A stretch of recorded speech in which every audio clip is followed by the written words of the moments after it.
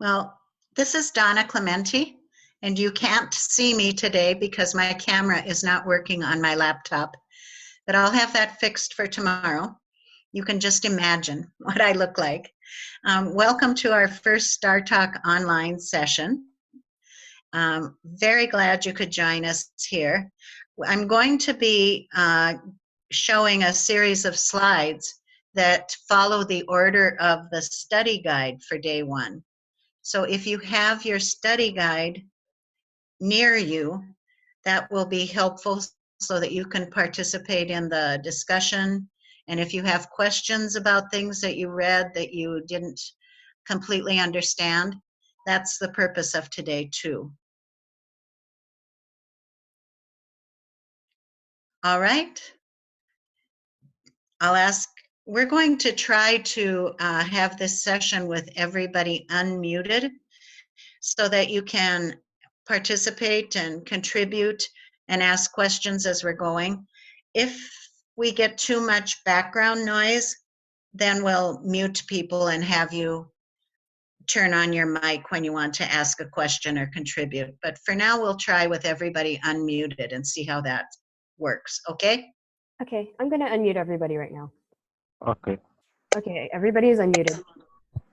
Just so everybody knows, there is a icon in the left-hand corner on the menu, the lower left-hand corner, so you can mute and unmute yourself. So if you know there's a lot of background noise, please mute yourself. So that's all. Hello. Hello. This is Ferry Murphy. Okay. We're glad to have you join. We've started the webinar and I'm showing a series of slides. This is Donna Clementi. Okay. So far just the title slide. Here we go. Okay. I have a question.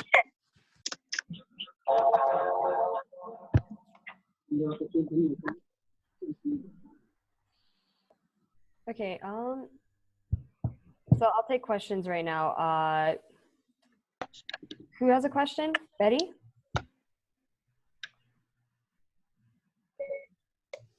I don't have any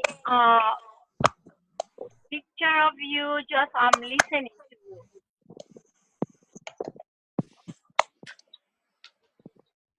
Okay, so you should be able to view her screen from the window. It may be different if you are coming in from a phone.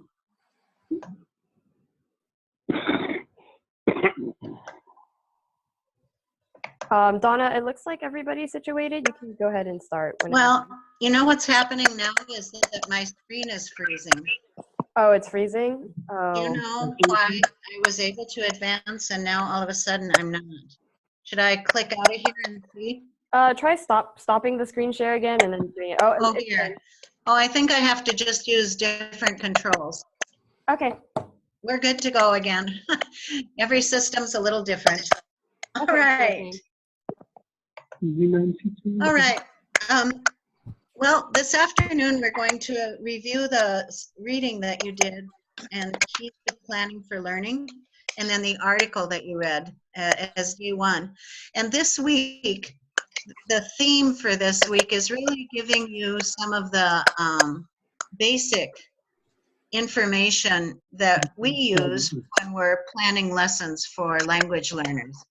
And it starts with thinking about who today's learners are. And thinking back to those first 2 pages in the text, they talked about today's learners really enjoying technology and really wanting to also have a fair amount of independence so that they could explore topics of interest. So if you refer to your study guide and that first bullet point, when we talked about the needs of today's digital natives, it was all talking about ways that you can interest learners in the lesson for the day and teaching them and helping them remember. the language that they're learning.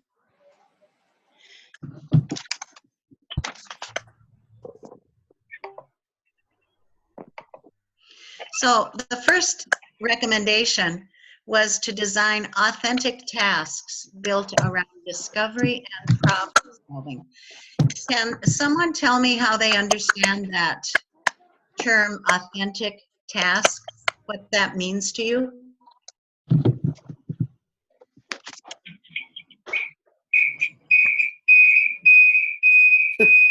Ooh, it's noisy. Nice. Authentic task? Anyone want to tell me what comes to mind? Give me an example of an authentic task. Hello. Hello?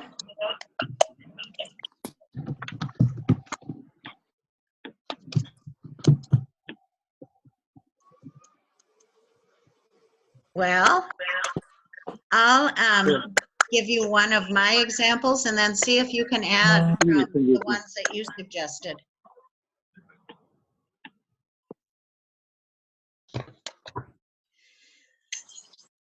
If I were teaching a class with today's learners, I might have them work with a partner, very important first of all, not just to be by yourself. When you're in a class, the purpose is to talk to the people that are participating in the class. So having the students work in pairs, I might ask them to decide who has the best packing list for a trip to Egypt or a trip to China or any of the countries that your languages represent. So I'd have them sit together and think about what they would put in a suitcase and then compare with each other to see who has the most complete packing list for the trip. But notice that this first example says that it's not only to do a real world task, packing a suitcase to go on a trip, but it also says that it should include discovery and problem solving. So the next part of that task that I designed said, you have this big long list. Do you think it will all fit into one suitcase? How big does your suitcase have to be to include everything that you have on your list? And then they could have a discussion about that. Is the suitcase big enough? Too big? Too little? Or is my list big enough? Too big? Or too little? So they have a real purpose to exchange information. Now, when I talk about this task, I'm assuming that we've been working in our class about getting ready to travel to another country. And so I have to think about what kinds of language would we have been practicing. And one of the things we would have been practicing would have been what we need to take when we travel to another place. So I have to teach that vocabulary first, if that's the lesson that we're working on. And then after we learn that vocabulary, then we work on a task with that vocabulary. In this case, taking all of those things that we talked about that you might take on a trip, make a list, and then decide who has the best list, and if we're bringing too much, too little, or just right amount of things, and what size suitcase. Does that make sense? Yes. Yes. Okay, and that's what makes it authentic. Authentic means it's something you would really do. So hopefully all of you have traveled a little bit, and when you travel, I hope you make a list so that you remember to bring everything that's important for your trip. Can any of you give me an example that you wrote down from your experiences when the study guide asked you to think of an activity?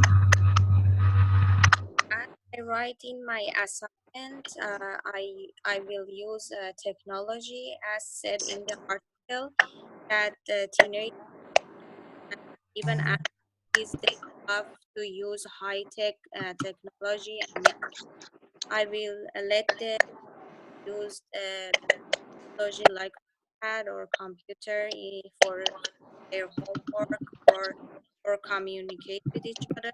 In for Okay. those who cannot use, I try to provide myself. And if the answer it works. Mhm. That's helpful. And we'll talk more about that technology. That was a very good idea to use Padlet, if some of you know how that app works. Otherwise, when we're all together next week, we can use some of those tech tools to help you think about other ways that you can engage the learners. But that's a good idea for your classes. Make sure that you have a specific purpose in mind for how they're going to use Padlet to answer a specific question or to comment on a specific reading, just like we are here. We're talking about pages 1 to 4. Let's go on to another one of the, May I speak? yes, please. My name is Gita. My homework, I wrote daily life, shopping list. Shopping lists, good Yeah. idea. Shopping list. We made a list with kids and talking about fruit or vegetable, whatever they needed. They learn, they will learn the name of food, and then the next step would be going to role play each other. One would be the customer, the other be the cashier, just going to shopping mall or whatever. It's interest them. It depends to their age. How old are they? Going to the mall or going to grocery store? I can make a list for them. Then, Yes, that's an excellent idea, and it's especially helpful. You talked about fruit and vegetables. I exactly. was thinking as you were speaking that the list would be even more purposeful if they were going to make a fruit salad. So Or what would they maybe, put in yeah, their fruit maybe salad so that thinking there's about a real purpose for making the grocery list? exactly. Maybe thinking about cooking. They Yes, can make a list and do the shopping, then come and make it. With that list, they can make the food for themselves. excellent. And for all of you who are listening to these great ideas, you know, when we're together next week, we're going to be planning lessons. And so it's good for you to keep notes to yourself of, oh, that was a good idea. Maybe I'll be able to use that in one of the lessons I plan. Okay? May I say something? Yes, please. Yeah.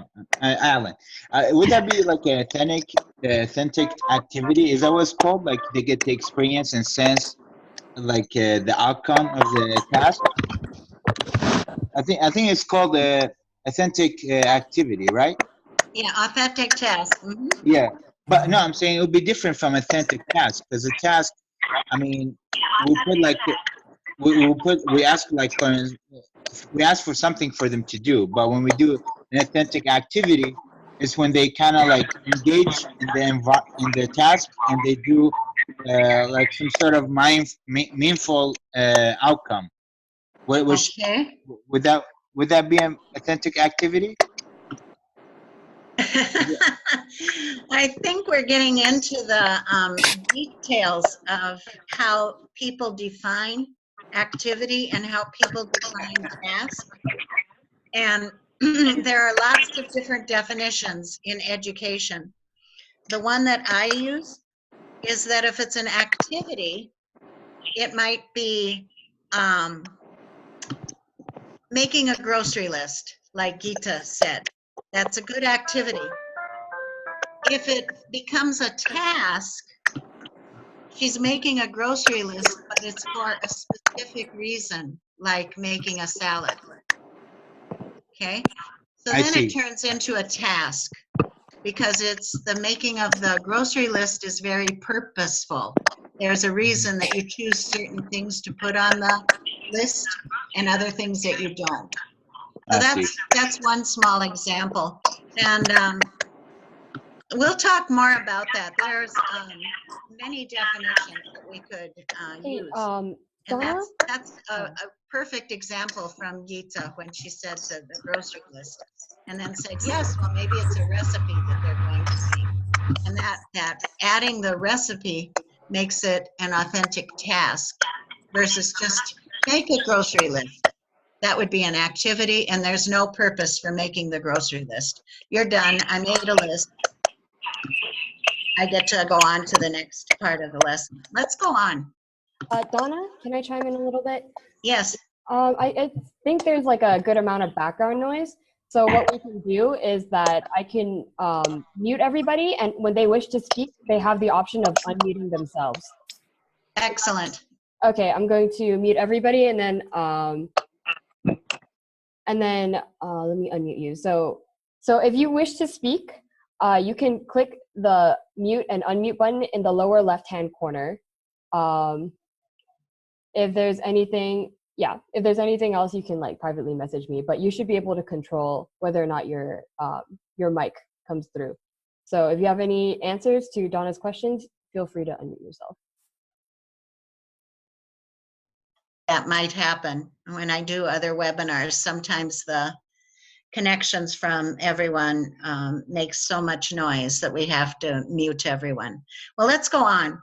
We're at the second bullet point, which says, if you want your class, the students in your class to really pay attention, you need to build in time and space for them to explore their own interests and questions within a unit of study. So, you still have to plan every lesson, but there has to be a space where they can also, we say go further with what they're learning because it's something that they're curious about. So here's an example. Okay. Imagine, again, that we're talking about travel to another place, and we've gotten a lot of photos of places that you could go visit in a city somewhere in the world. Maybe places you could visit in Beijing, in China. And now you have to decide, because Beijing is a really big city, you have to decide which ones you want to visit.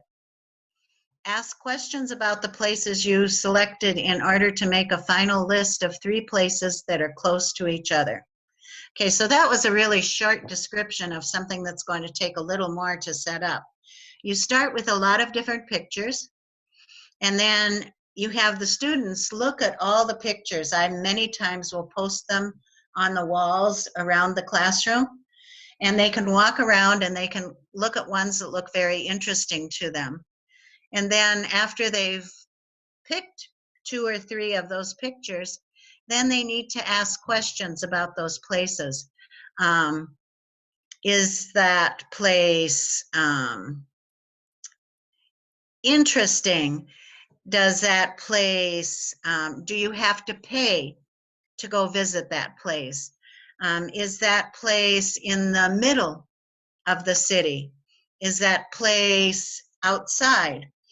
Anytime you think in your mind as you're planning one of these activities, and you think of, you have to always think to yourself, what are the students going to ask?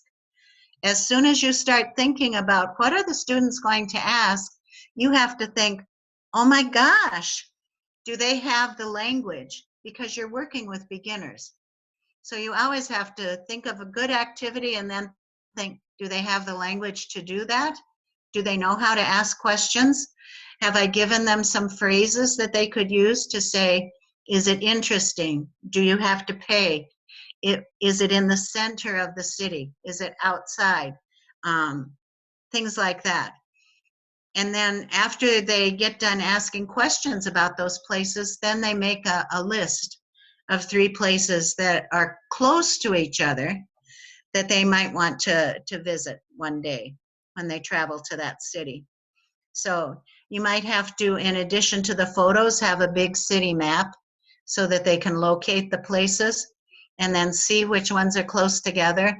Then see if they think that they would want to visit that place because it is close to another place, or maybe say, no, it's too far away. We have to go at a different time because it'll take too long to get there, and then I can't see everything I want to see. Things like that, but allowing them some choice as they look at all the pictures. Donna? Yes. My second choice was geography. Everything you said, the student, the learner would pick a city, country, whatever they like. Then teaching them the four cardinal. So they learn where is north, south, east, west, then knowing the language, picking sightseeing, metro station, bus stop, and how much they have to pay, and how to transfer from bus to metro. Something, is it for beginner or intermediate? I don't know. Well, that's an excellent question. It depends. It depends on what other language they already have, and it depends on what you want to accomplish with their activity.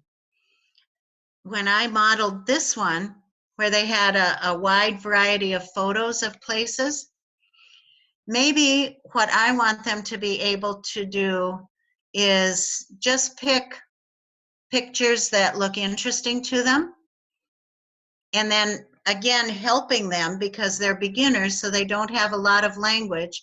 So they pick pictures that look interesting and they have the names of those places. The next step might be to work in groups to locate those places on a map, because they don't need a lot of language for that. They could say, this monument is here, this museum is here, and so they would need the words that describe those places just in general terms. And then maybe my next step is, after they find them on the map, is to say, I want to visit this place, and this place, and they're deciding because they're close to each other. So they're making good use of time, but they still get to choose which of the three they want to visit. And again, as I'm talking to you here and I'm thinking out loud, I'm making notes to myself about, I have to make sure that they have what kind of language. I want to visit this monument. I want to visit this museum. I want to visit this statue. So make my list of words that I have to make sure they know before I give them all the pictures, and then they get to choose, and then list the three that they're going to visit. Point to the three or draw the three. If the names of the places might be very long and complicated, so maybe they draw on their paper the three places they want to visit, so that they remember. And they might not have the exact name. They might know just that it's a monument, just that it's a museum, just that it's a statue. So it's always, you have to, when I plan a lesson, especially with beginners, I think of a great idea, and then I start asking myself, what are they going to say? Do they know how to say that? Do I have to teach them first? Or do I have to think of a little different activity? You really are always thinking in your mind about what's going to work. But the second point about any way that you can plan an activity so that the students have some choice, they don't all have to go to the same three places. They can pick different ones, or maybe it's just two places, because that will be easier to manage for their language ability. Or maybe it's just one place. It doesn't have to be three. You might tell them to look at all the pictures and pick one. And they need to know, what category it fits in. Is it a museum? Is it a monument? Is it a statue? Is it a park? you know, and we like to think of short lists of categories that might work for an activity like this. Instead of giving them 15 different words, give them 5 that describe a lot of the pictures.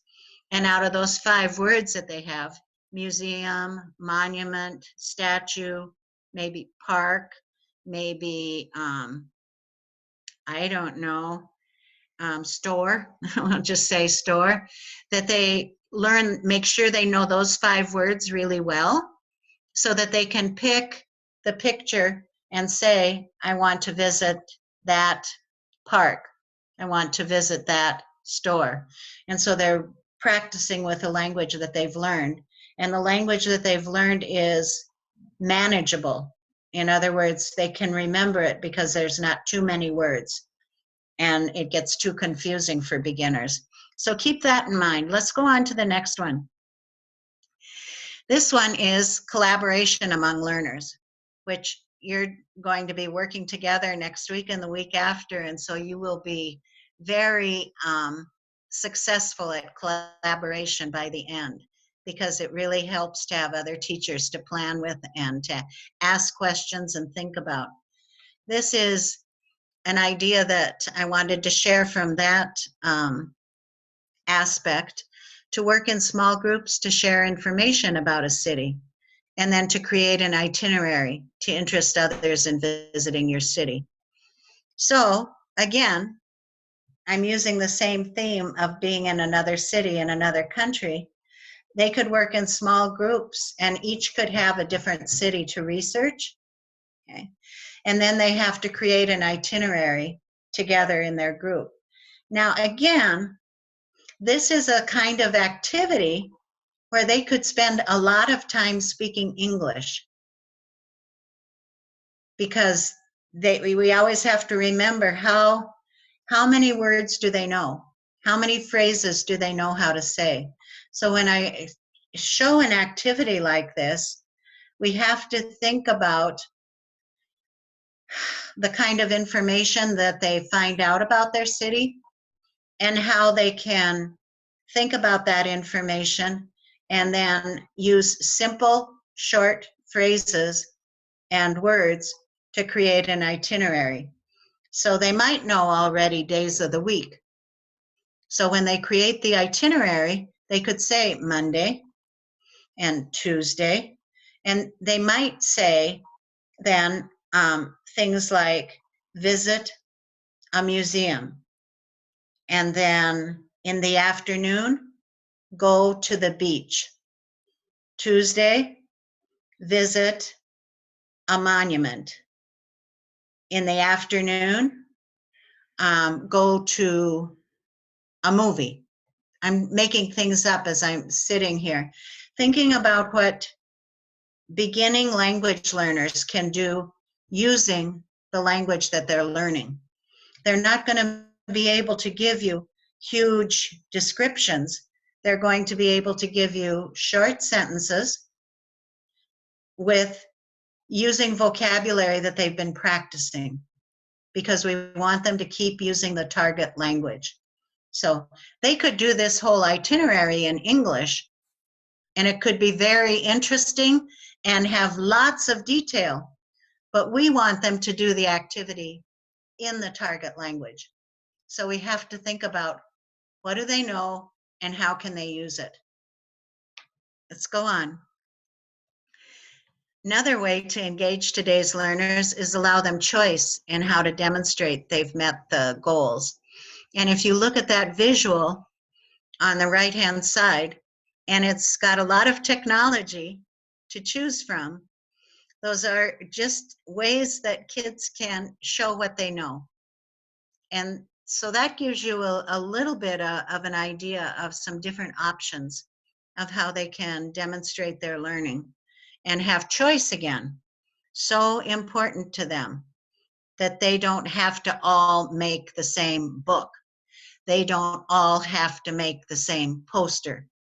There are lots of different ways, and again, as you're planning your lessons, sharing with each other ideas that you have and ones that allow the students to be able to choose. I want you to, for example, with my students when I was teaching French, I wanted them to demonstrate or show that they talk about their favorite city that they had learned about in French class, because we did a tourist itinerary.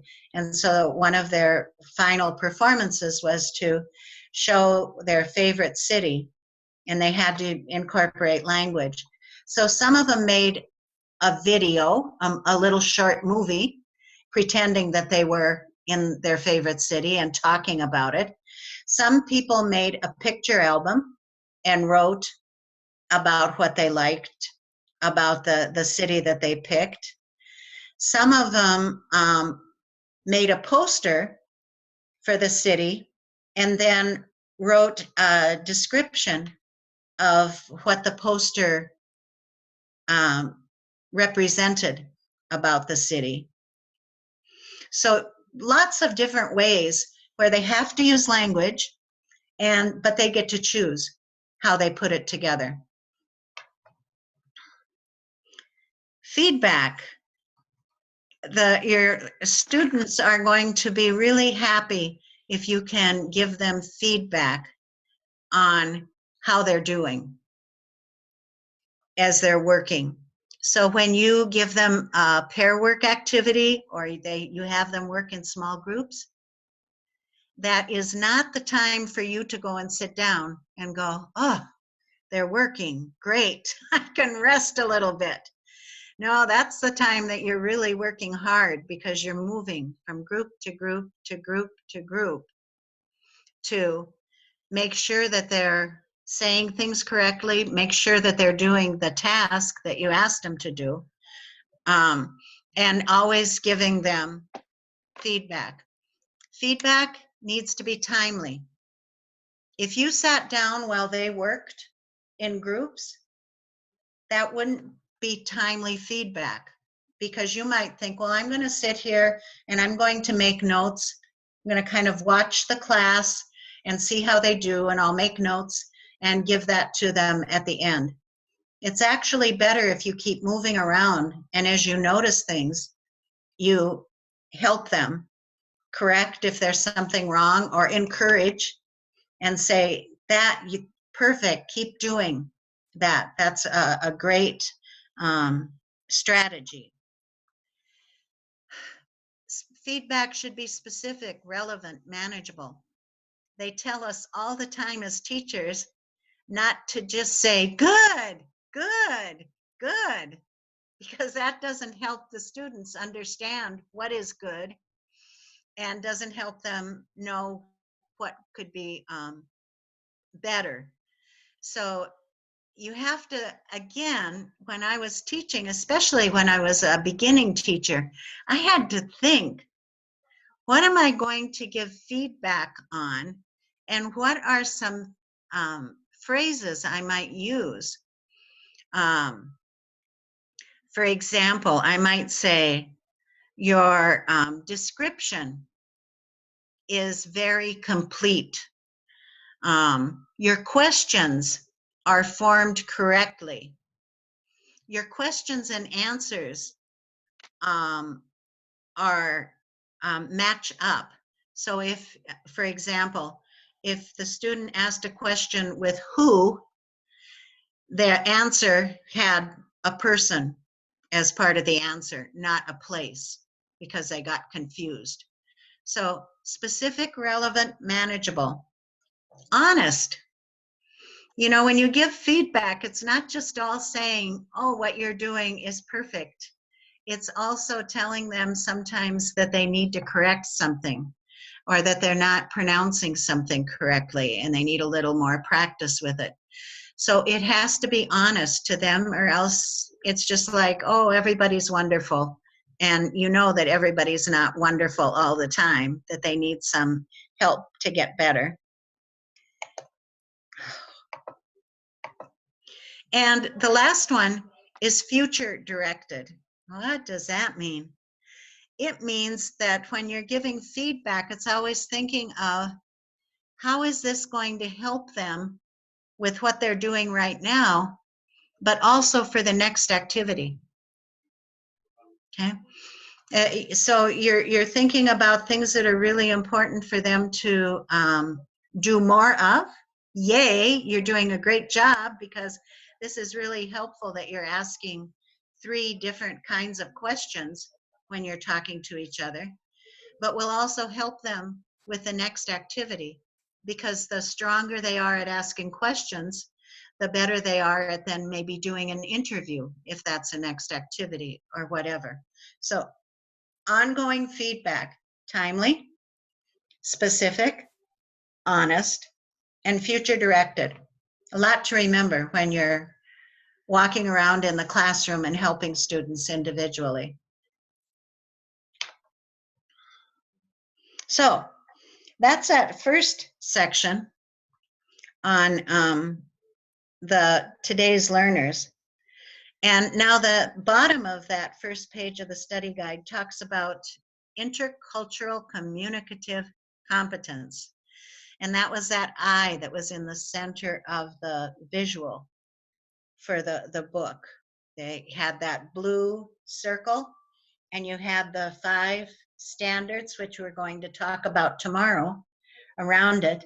And then there was 3 overlapping circles in the middle, if you remember, or if you're looking at your book on page 3. But right in the very center of that visual was a little I. Now, people think it means a lot of different things. And when you read that section in the book, it said that some people think it means the student, and that everything's student-centered because that little I is me, imagining the student. Some people said it meant immersion. We have to speak the language and speak it so other people understand. Some people said it was information, that our activities have to really be interesting to the students. Another I, interesting. And interesting because we're sharing information back and forth.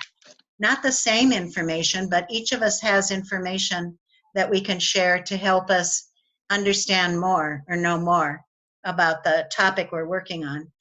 But the first meaning of intercultural communicative competence that vision showed was the meaning for that I, intercultural communicative competence. So after you read that and thought about it, how did you describe intercultural communicative competence? That big long term. What did you think of when you heard that, read that?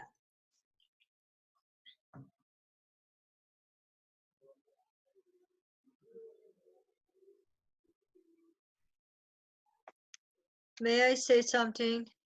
Sure. My response is learning a foreign language is more than that putting the words together by knowing the culture as well and how the language works as a system. So That's beautiful. For me, knowing the culture is main concern. Can anyone add to that? May I say something? Yes. I think it probably refers to like the ability of understanding other people's cultures, or and also like maintaining the cultural sensitivity to other cultures. I mean, like understanding people, like their language, their cultural background, their clothes, their, everything, the food, just knowing all about the culture, Yeah. Excellent. Who can add to that? Can I say Donna, something? can I say, I think knowing our culture first, then knowing the other language we are learning, the other language culture is the best. For me, knowing both culture, not knowing the language we are learning, knowing our culture too, so we can compare and learn from both cultures. Excellent. Anyone else have some ideas to share? Can I add something, Donna? Can you hear Yes. me? Okay, Yes. good. This is Angela.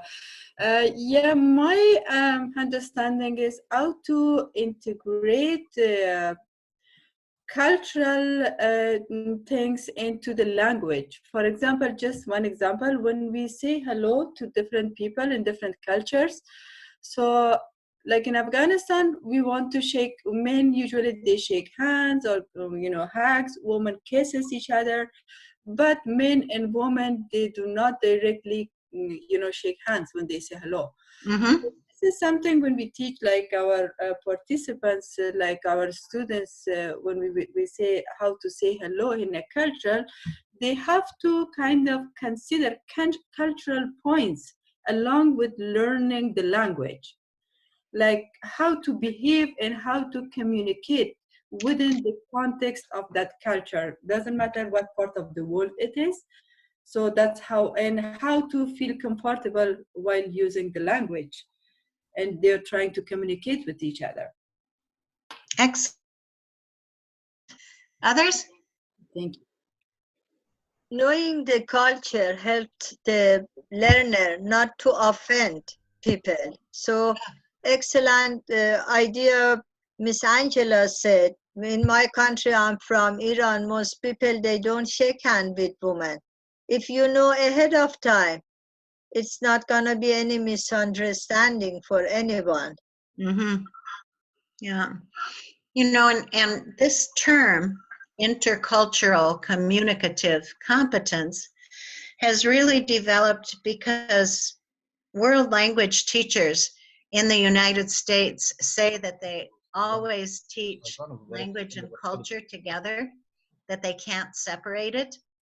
And yet we see what happens in a lot of classes is that the teacher focuses more on what the kids say in the language and forgets about saying it in a cultural context. What's the cultural piece that goes with it?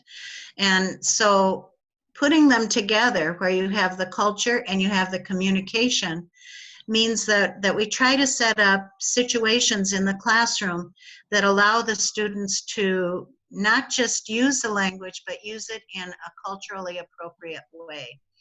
There's a professor whose name is Patrick Moran, and he teaches at the School for International Training in Vermont. And this is what he says, and it's I love this quote. I'll let you read it, and then we'll talk about it.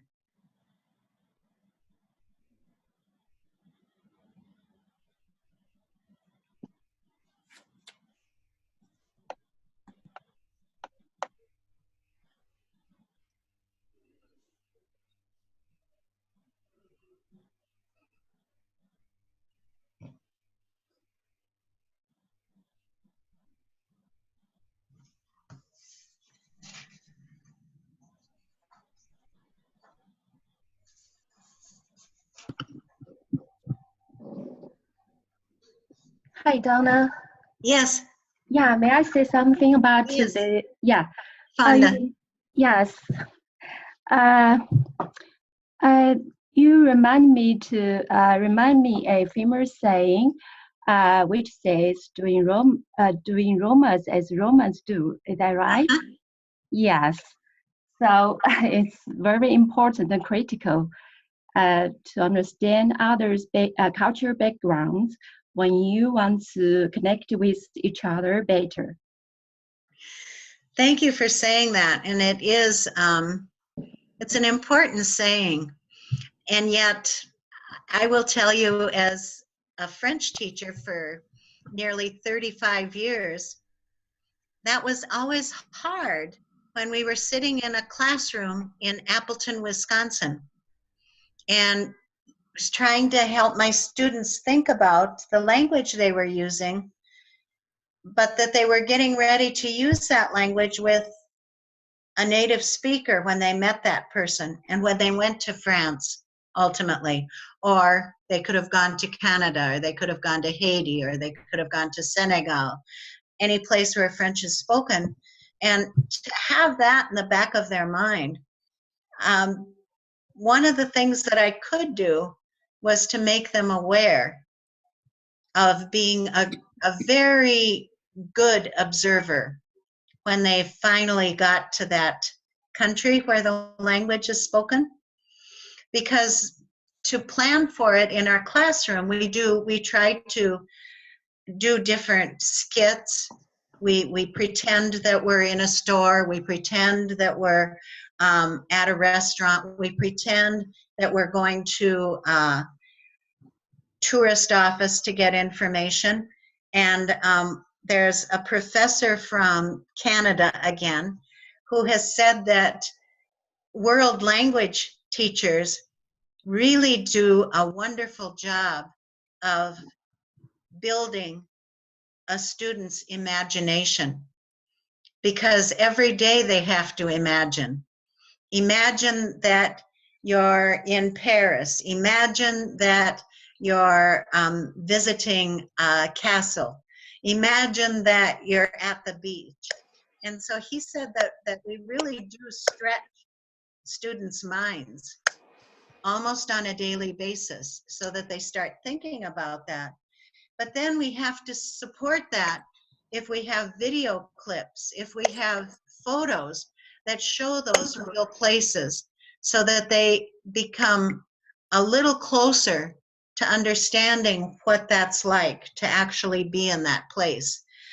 Now we have technology that allows us to take virtual trips to other places.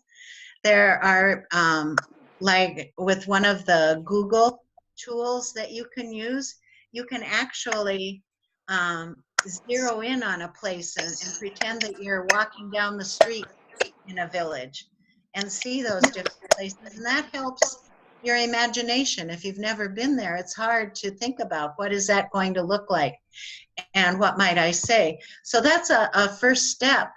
But then the other part of it is that experience that you have of actually being in that place. So we can do a lot to get ready, to get our students ready.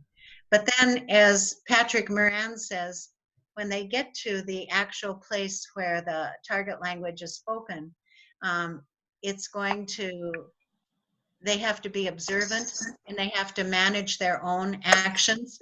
And through those experiences, and sometimes it's trial and error. They think they know what they should do, but maybe they made a mistake and they have to find out how to correct that. It's an ongoing learning experience for our students. So we do the best we can in the classroom. And as you plan your lessons and activities, I know one thing that I've loved when I've been in San Diego other years to work with other teachers is I love that the teachers have so many pictures and objects from the culture to share. Maybe it's a special rug, or maybe it's a lamp, or maybe it's a red envelope from the Chinese culture. It's all those things. If you have some of those that you can bring into the classroom to help students really understand more about the culture and how they're used, and model for them how someone would, for example, with the red envelope, how they would present that red envelope to another person and how that person should receive it. You don't have to tell them in English in a long explanation. You can model it and show them how they should, and then they can practice with a partner, pretending if they can make their own red envelope and exchange that, which is part of the Chinese culture. So think of things like that that are part of your culture that you're going to be able to model in that classroom in San Diego, California, to give the kids a little flavor for what it would be to be in the countries that speak the language you're teaching. Make sense? This is Yes. Muhammad Hakim Hamdard. May I add some information? Yes. In my point of view, as I have experience, important thing is, as you mentioned, to knowing about each other culture, and as well to respect to the other culture, to not say or do something to hurt the feeling of others. Right. I had a teacher in Mesa College. She was teaching Grassman for 28 years. Like during the class, we were student of 10 or 12 country. So when he brought like something about greeting or calling the teacher by the name, he asking from each country, and she shared this information, everyone knowing each other how to deal with the teacher and student. For example, in my country, we are not calling the teacher by the name because it is not respect. The teacher becoming unhappy by calling name. But here, if you call the teacher by the name, by the teacher, she becoming angry because she say, I have a name. Ah, Therefore, we have something to be known because California or United States, a multicultural place. Therefore, we should know and respect. And every day, it is a good idea for a teacher to have a break for 5 to 10 minutes to have a topic to share with the student to know about each other culture. And it will be a good point to know and to be more intercultural communicative competence. right. I think I understand what you're saying. You had a lot of good ideas to share, so I hope I remember all of the points you Donna, were making. hello. But I think that Hello, having Donna. to model how the students would behave if they were in a classroom in another part of the world, as long as the students understand that that's why they're, for example, I can't talk about all of your cultures with authority. I'm learning a lot every year, but the example that comes to mind for me is I have a friend who teaches Japanese, and in Japan, as she tells me, typically the students stand up when the teacher comes in the room, and then they sit down. If that's part of your culture, that's not a bad thing to model for the students, so that they understand that if they ever go to school in that part of the world, that they should be ready to do that. To, as one of you said, when in Rome, do as the Romans do. And then talk about that's a sign of respect that is there for the teacher. That doesn't mean that just because in the United States our students do not stand up, that does not mean they're disrespectful. That's the part that's always interesting when you compare cultures, because one behavior in one culture and the absence of it in another doesn't mean necessarily that, oh, those American kids don't respect teachers. That's not it at all. It's just not our culture. It's not our tradition to stand when a teacher comes in the room. So it's really important that we understand how those actions are reflected in the culture, and how absence of those actions doesn't necessarily mean disrespect. You're in a different place. So lots to think about as you share with your students. Anyway, Patrick Moran, he's great. He's written a couple books about teaching language and culture together, and they're very interesting to read and not very long, so that's good. And makes you think about how you plan your lessons and what you share with your students. Any final comments on that? Donna, could you hear me? This is Roya. I don't know if you can hear me. Hi, Raya. Hi, sorry to interrupt. Yes, it's important to let everybody know that they need to mute their microphone while listening to you, because there is constant noise that is interrupting. Thank you for saying that. I think everyone needs to be mute unless they want to say something. Yes, I know.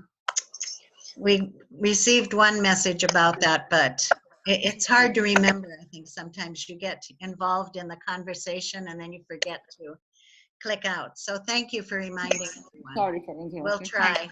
Maybe I have to put a little sign at the bottom of every slide. Remember, mute. Yeah. Well. Thank you. Let's go on. That's great. We're just about at 1 hour. So before we go on to the second part of your study guide, which was the article by Ali Muller, She is, by the way, the president of the American Council on the Teaching of Foreign Languages, our national language organization. She is right now president, and she teaches in the state of Nebraska, and she has a STARTALK program for teachers. So you might want to think about that. Maybe you want to look into STARTALK Nebraska some year down the road and see. She's a wonderful person. Let's take a 5-minute break.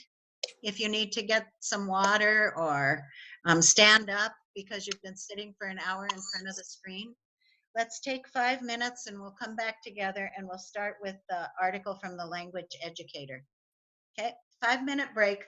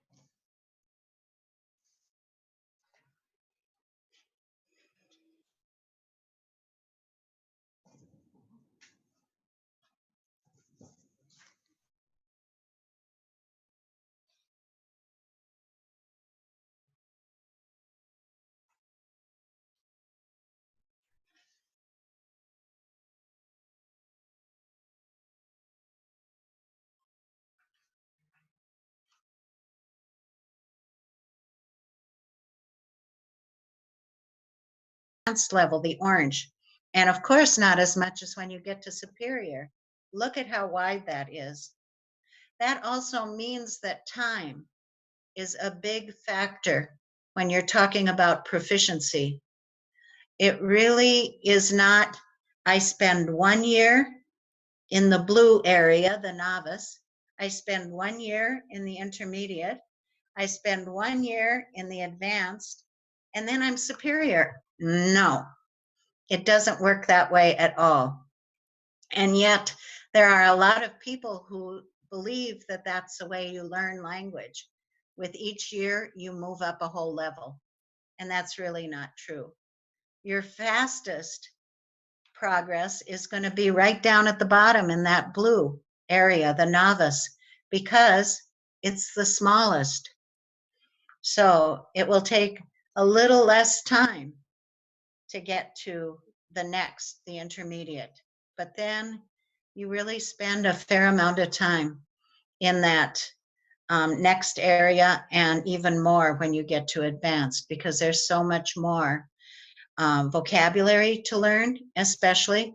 And then becoming more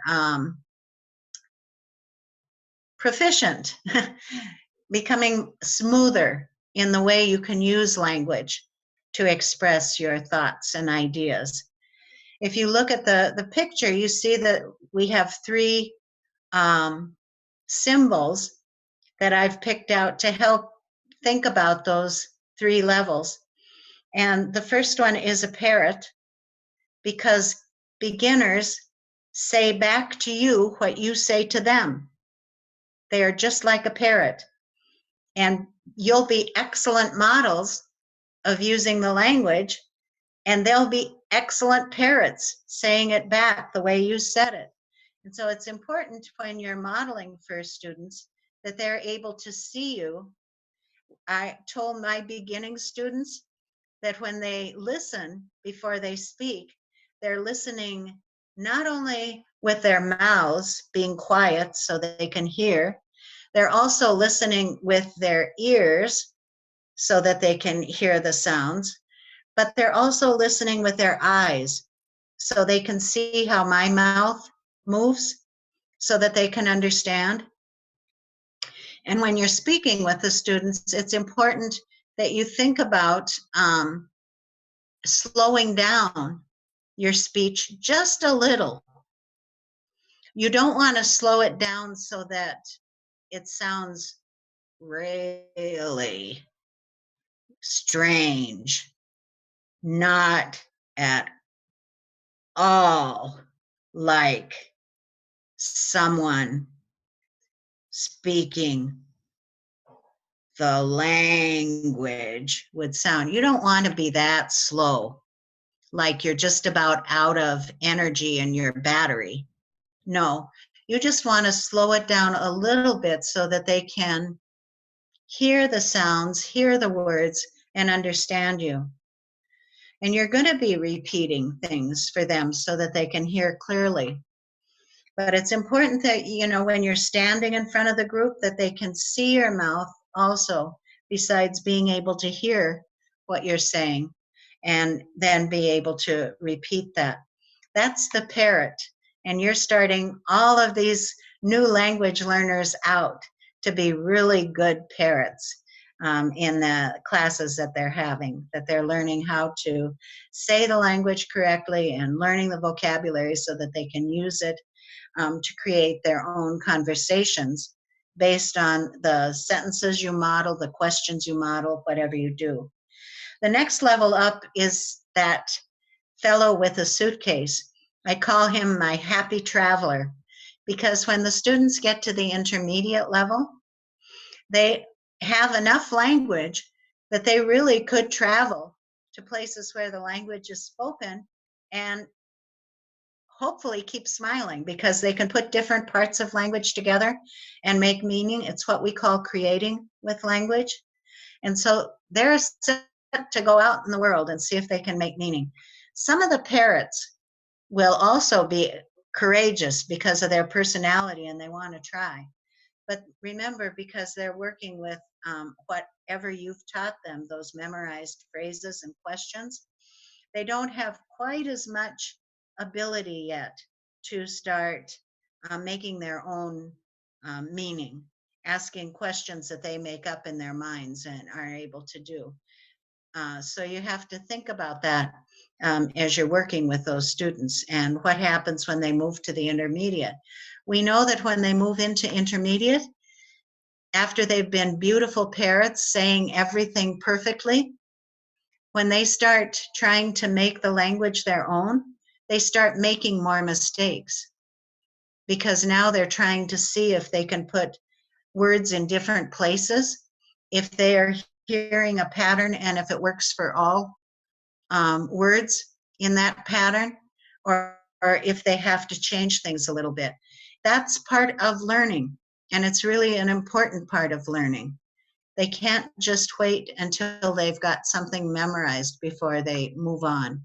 They've got to start trying to what we call play with the language. And then when you get to the advanced, they're really able to do so much. It's what the proficiency people say is a confident speaker. That doesn't mean that our novice speakers can't be confident. They can be very confident in what they know. But when you get to the advanced, they are able to handle a lot of situations, even some that they haven't ever been involved in before, because they have so much language and so much practice that they can find their way through those difficult situations. So those are the three, and that advanced one shows Snoopy, because the advanced level is where they are called storytellers. So you see Snoopy composing at his typewriter. Storytellers means you have a lot of language that you can tell and share with others. And we talk about them being able to share that in a very organized paragraph like communication.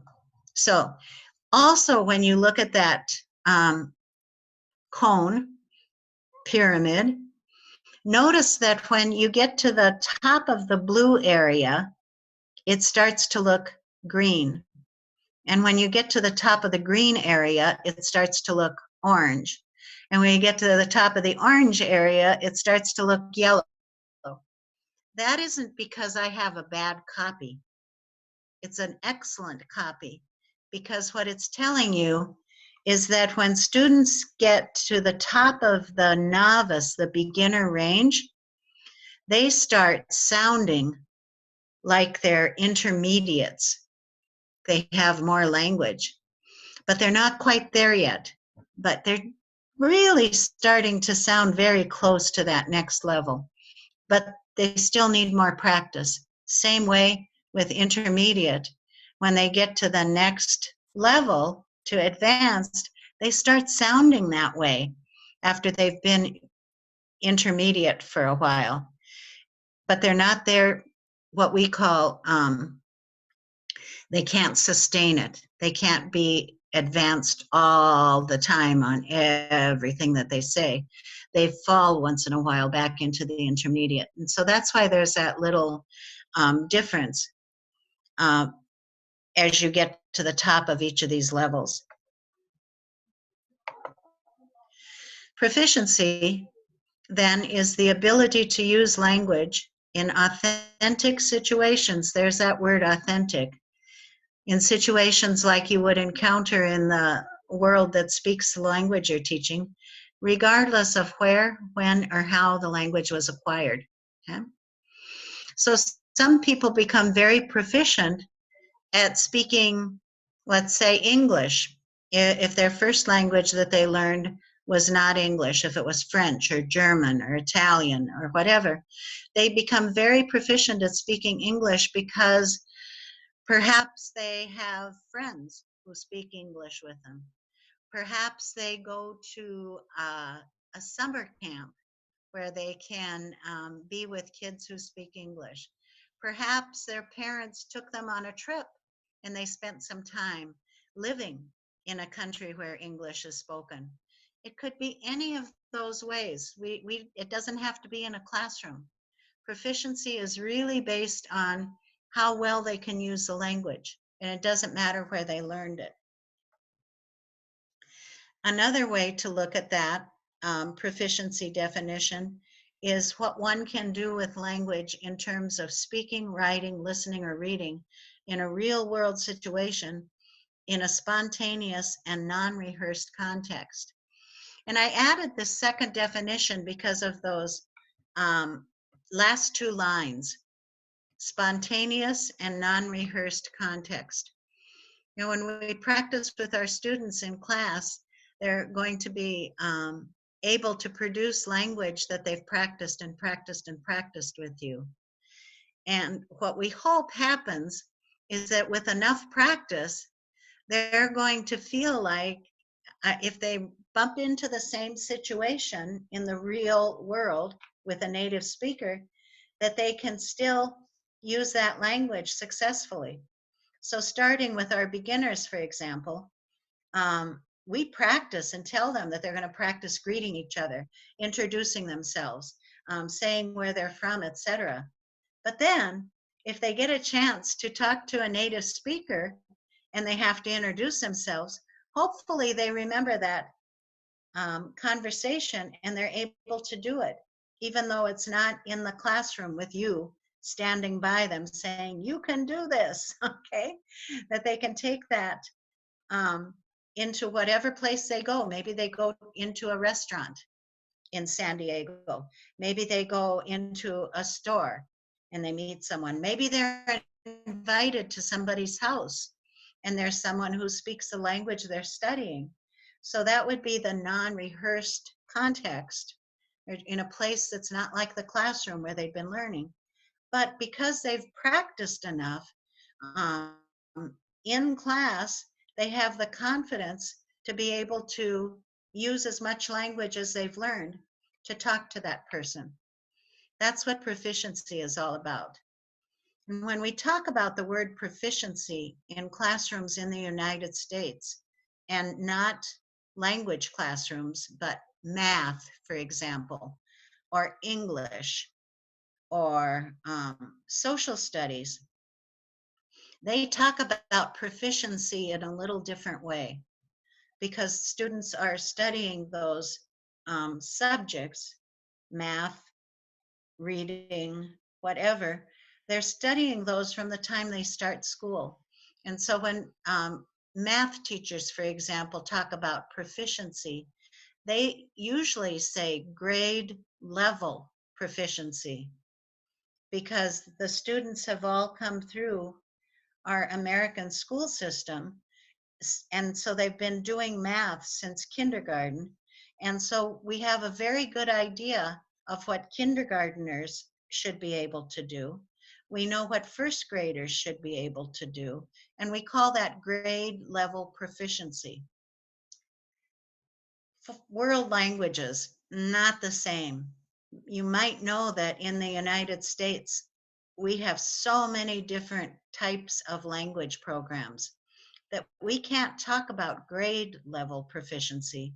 We can talk about novice level, intermediate level, and advanced level proficiency, because we don't know. Some students start learning a language when they're in high school. Some start when they're in college. Some start in kindergarten. You just don't know. And so we really have to depend on this proficiency cone or pyramid to help us understand where the students are in their abilities. So that's what Allie was talking about when she said that we're really transforming the pathway to learning, because now we're paying very close attention to the qualities that make a learner novice and make them improve in their ability to communicate, to move up from novice low to novice mid to novice high to intermediate low, etc. Make sense? Okay. Yes. Yes, it does. Any questions? Donna, I would have a remark to and a question. I don't know if you can hear me. This is Roya. Yes, thank you. Yeah, the same way you were explaining, this is a cone, not a pyramid. The enthusiasm becomes a pyramid and we lose the students. I've been teaching French as yourself for 25 years and then Farsi. Yay. And so they take till the intermediate high, advanced low, and all of a sudden they lose the sense of proficiency that they have at the novice level, where they can say that, you know, their greetings and they say it nice and high. Then all of a sudden, all of these tenses and where to put the adverbs and how to, you know, the gender, etc. They lose this sense of proficiency. It's so hard to keep that, and the enthusiasm and the idea that we're making a progress. Okay, thank you for saying that. And we're going to talk, well, we have so many things we can talk about, and keep a list so that when we're together, we can have some really good conversations. One of the things, and Allie in her article talks about it a little bit when she talks about how you have to plan your lessons.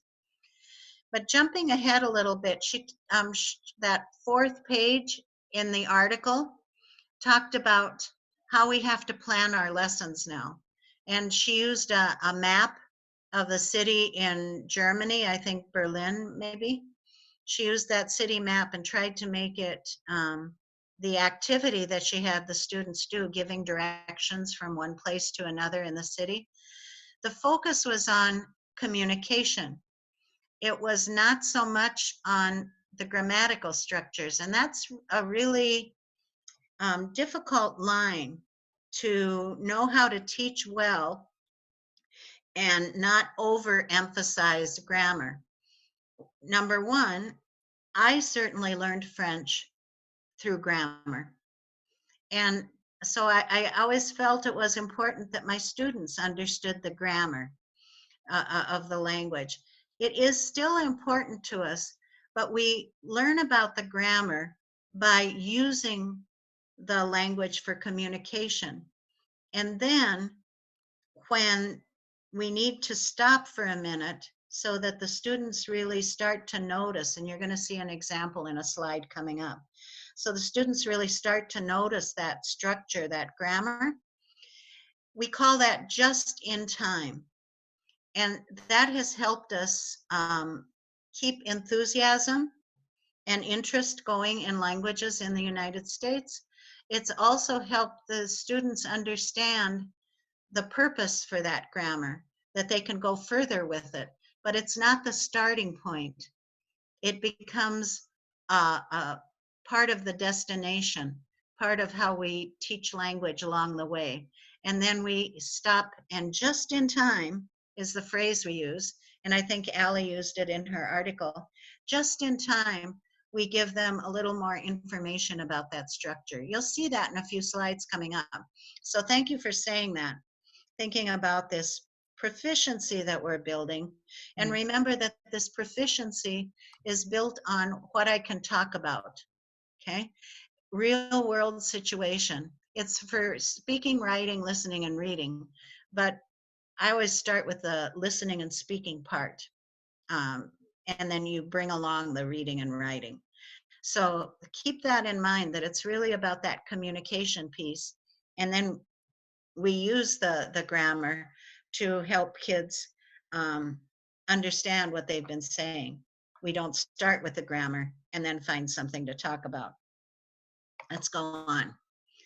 So the second thing that Allie talked about, after she talked a little bit about that definition of proficiency, how we can communicate in the real world, she talked about can-do statements. Okay? And those can-do statements have really helped students make their journey in learning how to communicate more real for them, because they could chart their progress, as this slide says, what learners can do with languages in the 3 modes of communication.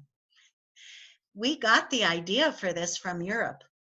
Europe was ahead of us, and so a lot of our great thinkers for teaching language in the United States went to Europe and learned about their can-do statements and came back and said, this is important for our learners to have this same kind of opportunity to think about A, what they can do, and B, what they want to do.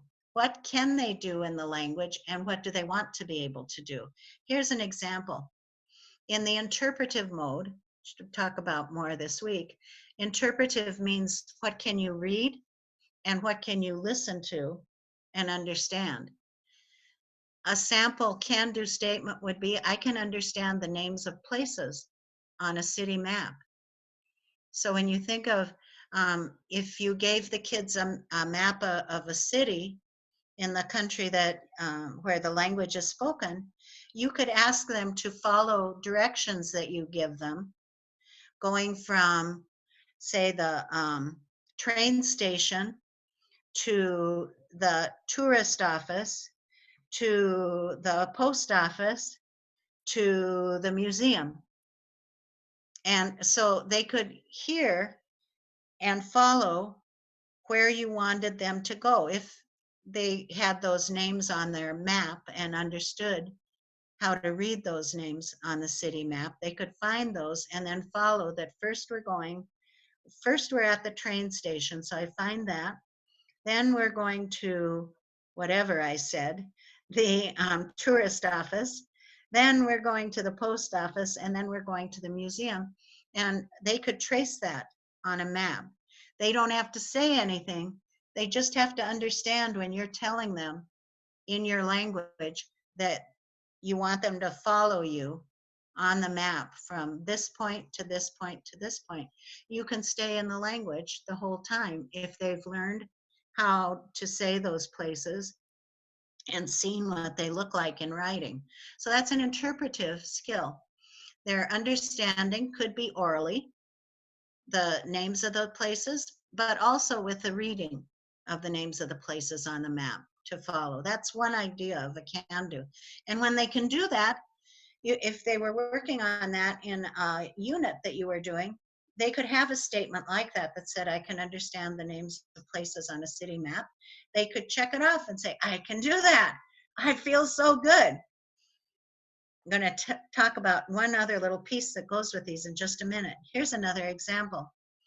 Presentational. Presentational means what can you say in front of an audience. If you were going to give a short presentation, a speech, if you were going to tell a story to an audience, or if you were going to write something. So here's an example of the presentational. I can write a short message to a friend about what I see in, I'll use my favorite city, Paris. Okay? A short message, because I'm just a beginner. But I could write a message perhaps that said, I saw the Eiffel Tower today. It's beautiful. Okay? Short sentence, short message, maybe even text it to my friend. Okay? If I had learned that vocabulary, because I'm a beginner, so I have to make sure that I have that kind of vocabulary, I could write a short message about what I see or saw. Okay? And if I complete that, I could put a copy of that message in my folder to show my teacher and say, I did it. I can write that message and check it off and say, I can do that. Okay, here's the third mode that we talk about, interpersonal. I can ask and respond to questions about what I like to do. Okay, so interpersonal is conversation back and forth. So we want students as soon as possible, as soon as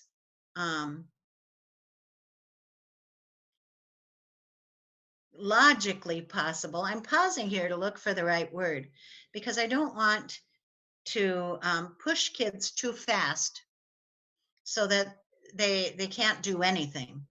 So we know that first they're able to understand and respond. That's the first step. And then the next step is to be able to ask some simple memorized questions. And we try to get those two fairly close together so that they're not just having to sit and wait for someone to ask them a question, that they can start asking memorized questions.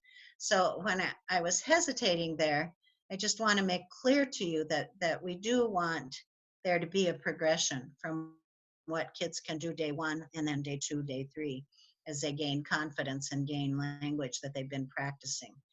So that interpersonal is I can ask and respond to questions about what I like to do. So they might have a question like, do you like to swim? Do you like to sing? Do you like to play soccer? And when you finish that question, you always want to finish so that the things that they're able to do might be similar They might follow the same kind of pattern, so that when they're hearing it, they're hearing what that item is, and they know that it's perhaps the last word in the question is going to be the activity. I don't know how your languages set up questions, but that might be one thing to keep in mind. How do we ask questions? What's an easy way to ask questions? What's an easy way so that beginning students know where to listen? They know how to start a question, but then is it the next word that says the activity? And when you learn more about the different levels, you know that with beginners, guess what they need all the time? They need visual support. They need pictures to go along with what you're saying. They need gestures. If you can act out playing tennis or swimming, so that they know. And so when they're starting out and they're just getting the language in their head as a beginner, that strong visual support is really important. So as you think about the lessons you're going to be teaching and working with, you can already start thinking of, oh my goodness, I have to find all of these pictures, and I have to think about how I might act something out. And I have to think about, do I have any props that I can use? Props are things like, if I'm going to be talking about playing tennis, do I have a tennis racket I could bring in? If I'm going to be talking about cooking, do I have a frying pan I could bring in, or a mixing bowl, or an apron, or a chef's hat? All of those things really help with language. And so as you're sitting around wherever you're staying tonight, think about what you might have with you that will help with the lessons you're planning. You have to know what vocabulary you need. And then think also of pictures that are going to help you with that, depending on what your lesson is. So those can-do statements are really very specific.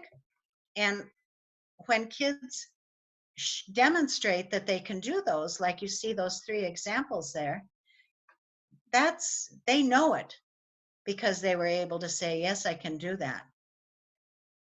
So you're going to see, I think, another return to these can-do statements in a future slide.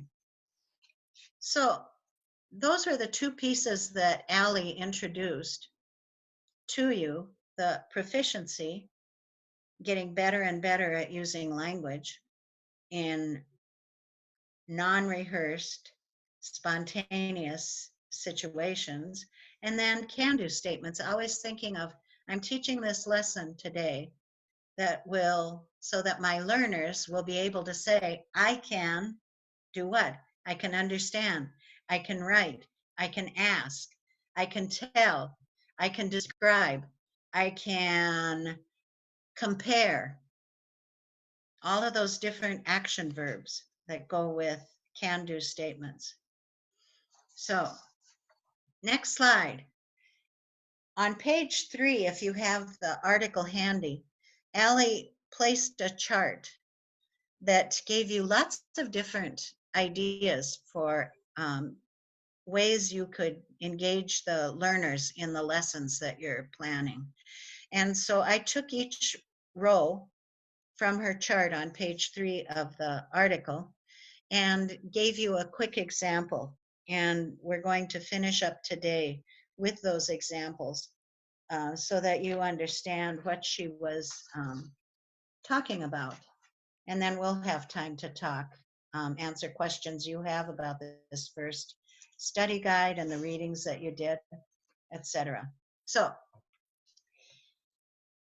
in Allie's article, she talked about the role of the teacher as a facilitator, as a guide, as an encourager. A lot of times they use the word coach because, a coach for a sport can't play the basketball game or the soccer game for the kids that are on the team. He just has to give you good advice about how to be a better player, how to score a goal, etc. So facilitator, guide, encourager, coach. And the learner is the active participant. Then Allie added a learning task example for that. So this is what we call a Venn diagram, okay? And the Venn diagram means that you have two circles, and in the middle is where there is a common example. So for example, my city is Appleton, and when I think of a city in France, maybe I'm thinking of Paris, since I've been talking about it all the time.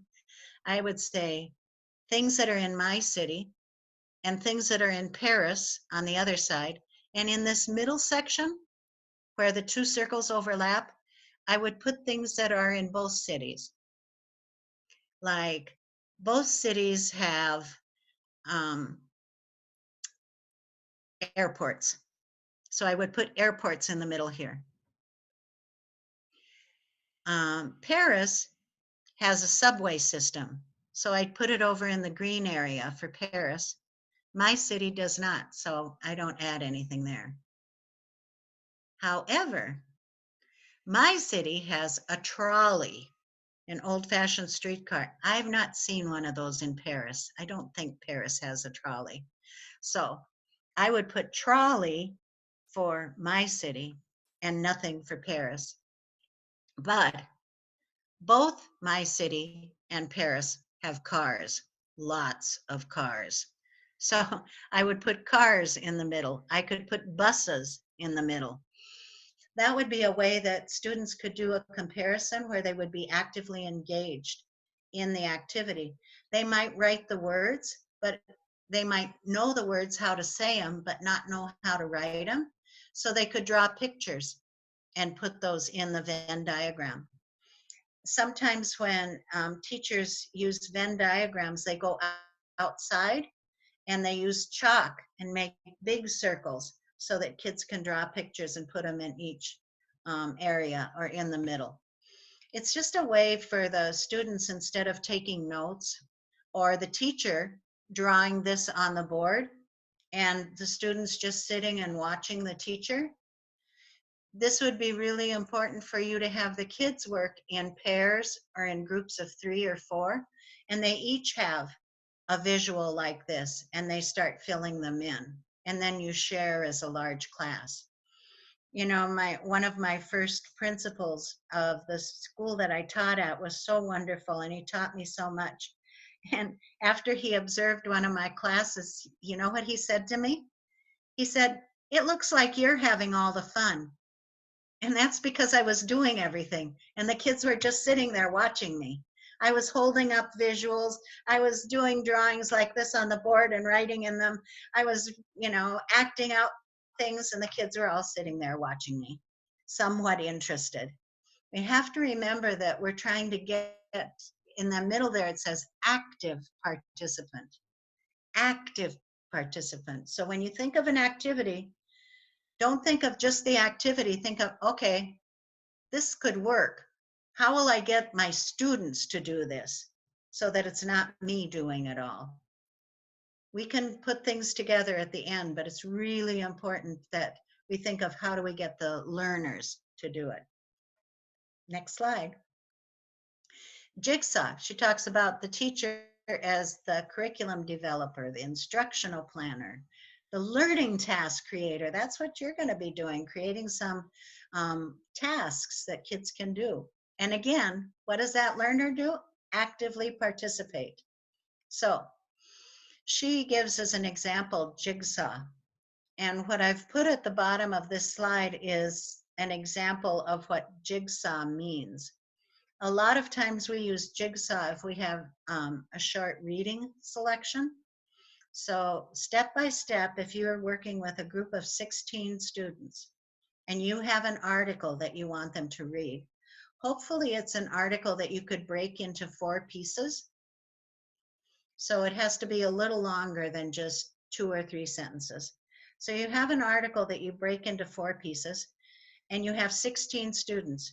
So you give 4 students piece number 1, you give 4 students piece number 2, you give 4 students piece number 3, and 4 students piece number 4.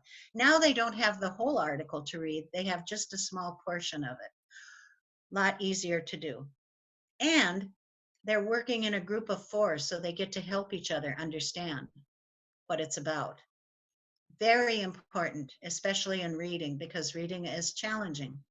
So you want to make sure that the students have some support so that they can read those articles and understand them. So they work together to understand their section. Then, after they think they've got it, you ask them to count off in that group of 4. So the 4 who are reading the same section say 1, 2, 3, 4. Everybody has a number. Now you have them regroup. Now you have all the 1s come together, all the 2s come together, all the 3s come together, all the 4s come together. And what you've got now is a new group, and the whole article is in that new group because you have a person from each of those that did the sections. Now they're represented in that new group, so they have the whole article, not just their little section anymore. And number 1 shares what was in his or her section of the article with the group. Number 2 shares that section, number 3, and number 4. I should have said at that point, when you have regrouped them so that they have now the whole article together, it's important that you give the students the whole article so that they can follow along. But their classmate is going to be the expert that tells you about this section, this section, this section, this section. That's what we call a jigsaw, like a jigsaw puzzle, where you put the pieces together to make the nice picture at the end. Each one works with a little piece. So this, I just did, you get to see my family, okay? She talked about the teacher being a creator of a learning community and positive learning environment. And the learner being that community member, communicator, active agent in their own learning. So one way is, having the kids get to know each other better. And so they can put together, she suggests pic collage. And so I hadn't used it before, so I went online on my laptop, and it's a free app that you can download. And look at what it does. If you have some pictures, it will help you create, like I did a very simple one. But you can do ones where the pictures are not all in squares, they're all over the page. And you put in the pictures that you want to share. After you create that, or after the students create that, then they can use that to talk about whatever the subject was. In this case, my family. So if we were doing lessons that we learned the vocabulary to talk about my family, then I could use pictures to help illustrate that. I could use it to talk about. I could be in front of my group and show them the pictures and talk about it. I could print it out, and then I could write about the pictures below it in the target language. And it's very cool. I was so excited. So you can see in the upper left, there I am with my daughter, Mary. We were at a shower for my other daughter that you see in the lower left. She got married 2 summers ago to Matt. And then in the upper right is my husband, Tom, who loves baseball. And the Brewers were in the playoffs, so he was holding up the big sign that said, "It's our time." And then in the lower right is another picture of my daughter, Mary, who is a choir director in New York. So now you know a little bit about me, but you also can all go home and have fun with pic collage. Maybe it's a way to introduce you to the students and see what vocabulary they have already that you might use to create some pictures to introduce yourself. Just an idea. It was very fun, and it was very easy. I'm not a real incredibly talented tech person, but even I could do this, so I know you can. And that's the idea then with Pic Collage, you create a digital poster. Doesn't have to be your family, it could be places in the world where your language is spoken. Teacher as motivator. Learner setting goals. This is the slide I said we would see again later about those can-do statements. And there's her task. When you do the can-do statements, it's never yes or no. Look at the 3 levels that I placed in this chart, and you're going to be using a program that STARTALK has available to you called Pulsar. And the kids, I think, have started using it already. So you'll be finding out about that and how to keep that going for the kids in your class.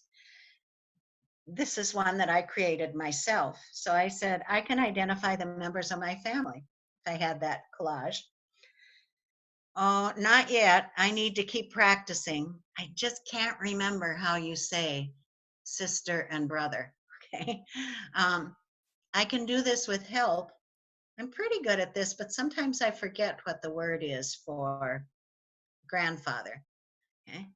I can do this. And I added the word confidently because that, I think, gives the kids the sense that, oh, I've got this. I'm really good at this now. And then the last column is said evidence. And that's what you're going to be able to use that Pulsar program from STARTALK. The kids will be able to use can-do statements, but then they can also add to that can-do statement evidence. For example, this one that says, I can identify the members of my family. Maybe I have a picture that I put into Pulsar and I've labeled it with father, mother, sister, brother to show that's my evidence that I really can do this. Okay. So another idea for your classrooms when we think about teaching for communication and thinking back to what we talked about earlier about how the kids lose energy as they get further along, and thinking about the role of proficiency. One of the things that keeps the kids motivated is because they're saying what they can do. And they also start thinking about what they want to do. And so that is a real big help to get the kids going. Okay, the next one she talked about is teacher as a second language user and the learner as an active listener and engaged learner. And she gave us the example of the PACE model. We'll go through this. We're getting to the end of our time, and I'm sure your head is getting tired of listening. But the PACE model is here for you, and I'm going to send this PowerPoint to you. So I should have said that at the beginning. I'm going to put the PowerPoint on Moodle so that you can look at the slides and think about it again. And this session is being recorded. So you can go back through certain slides and listen to the explanation. And then when we're all together in San Diego, we can talk about things that didn't make sense or you said something about, and I couldn't remember what to do. This is where it's a way to teach the form or grammar of the language, but not by starting with a chart and a grammatical explanation. In order to do the PACE model, you have to find an example, like maybe it's a cartoon, and in that cartoon, the people in the cartoon strip are asking questions. And so you see lots of examples of questions, and that the kind of question that they use follows the same pattern. So here it says you establish meaning. They're presented in a contextualized way. Like maybe it's the question who, and you can tell from the cartoon strip that when you see this way that the word who is structured to ask that question, they keep seeing pictures of people. So they start to figure out that every time you see, it means that they're asking a question about who. So then they highlight that pattern in all of the frames in that cartoon strip and ask about that pattern. Ask the students, what do you suppose this word means? You see the way that it is played out here. And then you develop the, and teacher, think about what is the grammar. Now is where you talk about the grammar. You don't start with the grammar. You give them examples and look for patterns so that the kids can start seeing that pattern. And then you say, so what do you think this is? What do you think the rule might be? And then at the end, you use that into their existing knowledge. In other words, you have to have an idea that says, oh, we figured it out, that we have to do in order to ask the question who.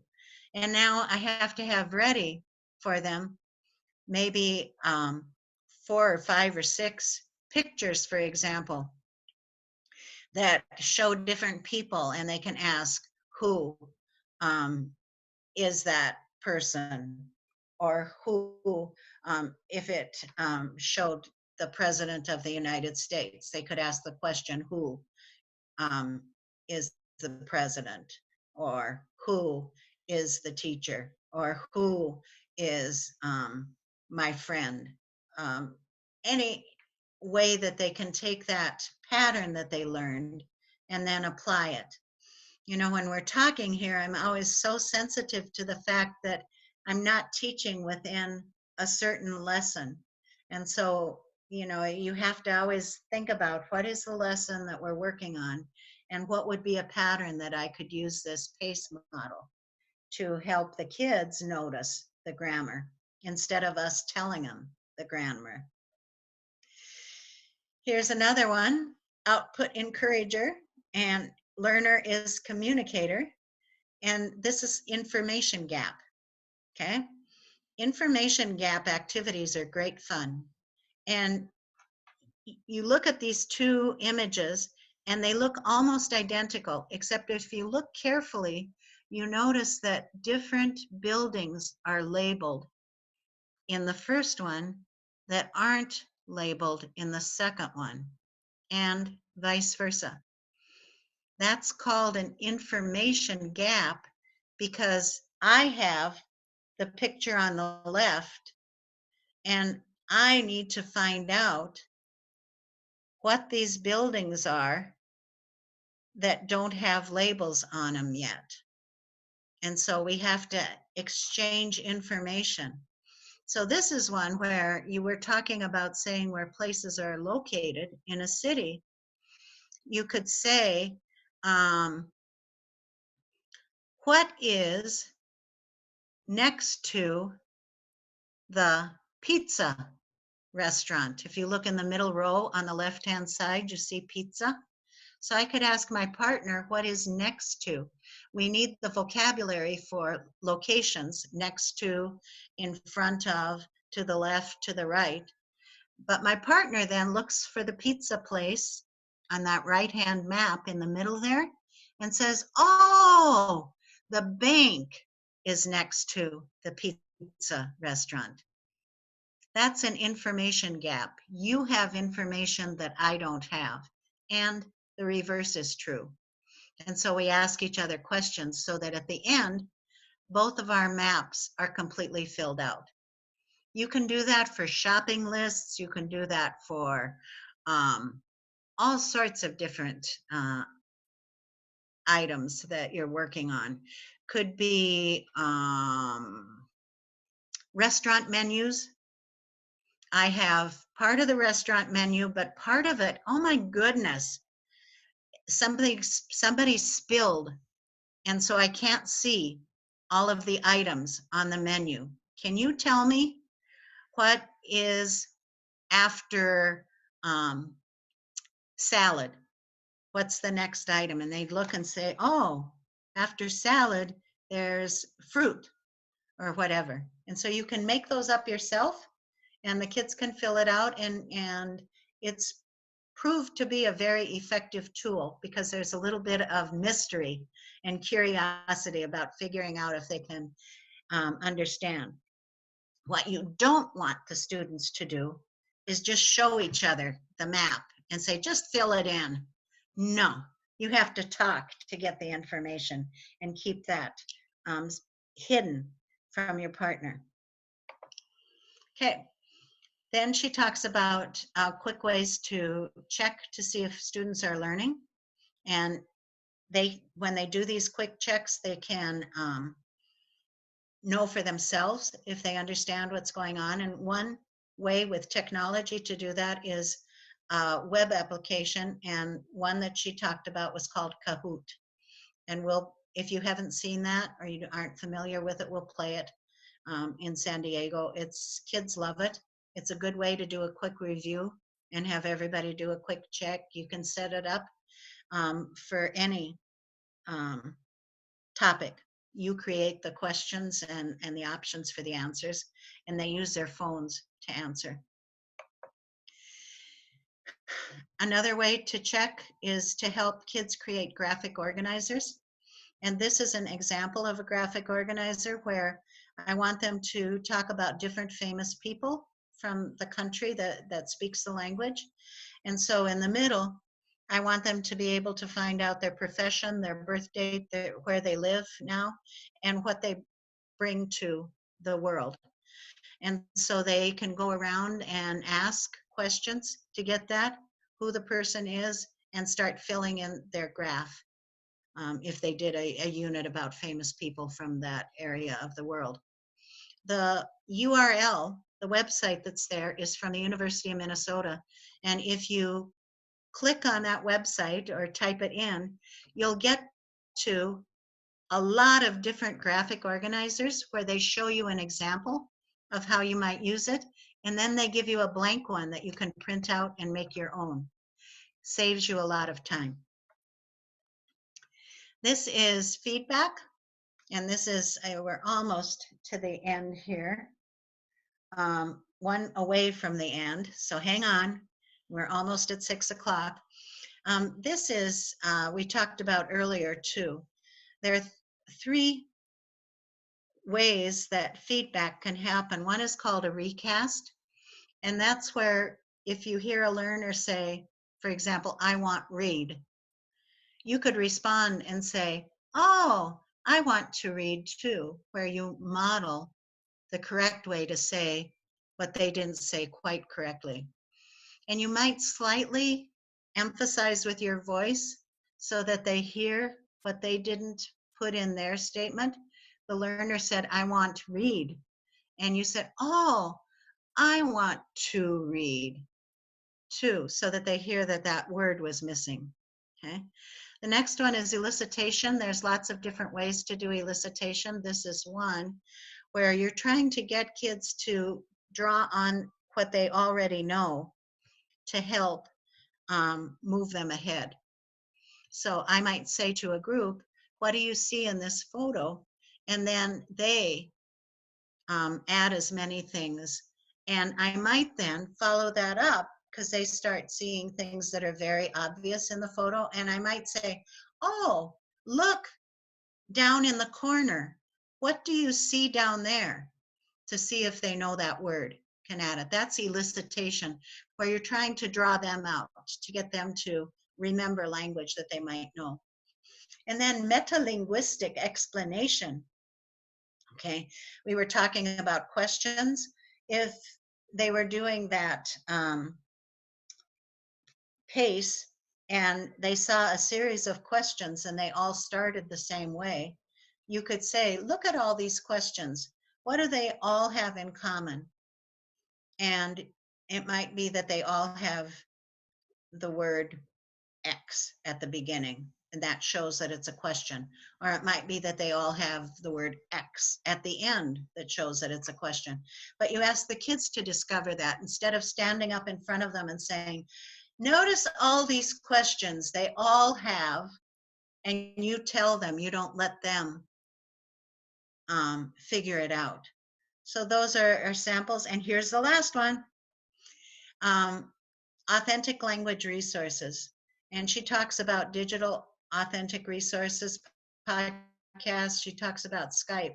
And so I just gave you a couple thoughts, and they're fun. These two sites in particular are fun to just explore, to think about when you work with students, how can they connect with kids around the world. iEarn is on the left, and I believe all of the countries that speak the languages you'll be teaching are represented in iEarn. If you play around with their website and see how they're connecting with classrooms around the world, might be something for you to think about using, if not at STARTALK in the future. It's a great organization. It's been around for a long time. It's a very reputable organization. And same way for Skype in the Classroom. Skype in the Classroom is a great website with lots of different ideas for ways to engage students, and they connect kids all over the world. So that's the last of that chart. Her fourth page is thinking about how she used the map of, I guess Munich on that to plan out a lesson. Here, I'm just reminding you that it's a lot more interesting lesson if you're using something real from the countries that teach the language you'll be teaching. And so here I used a map of France, and we can talk about where things are located, north, south, east, west. We can talk about to the left, to the right. We can count, very simple. How many different monuments can you count on this map? Just so that they start seeing and see how rich that city is. So beautiful, Paris. I'm not prejudiced at all. I'm at the end of the PowerPoint, and we're at the end of our time just perfectly. So we get to close out here. If you would like, you'll see my Gmail address right on the bottom of the slides, because this is going to be loaded into Moodle, but it's easy. It's donna.clementi@gmail.com. If you have questions or comments or want more information on anything that I've presented tonight, feel free to email me. I know that we'll be using Moodle also to contact one another. I have to get situated with that so that I'm sure I know how to work with it. So I would prefer right now if you could write to me at donna.clementi@gmail.com with your questions, with your comments, if you have requests for more information on anything we've talked about tonight. And know that tomorrow we meet at the same time, and we're talking about the study guide day 2. Okay? Donna, question. Yes. Is there a different ID number each time, each day to connect to you? Oh, you'll have to ask Vicki. I'm going to guess that yes, there will be a different, she'll send a different connecting number. Hi, this is Vicki. I will be sending a link every day before the meeting. Oh, okay, wonderful. Thank you. Okay. Thank you, Vicki. Okay, I'm going to go ahead and pause the recording.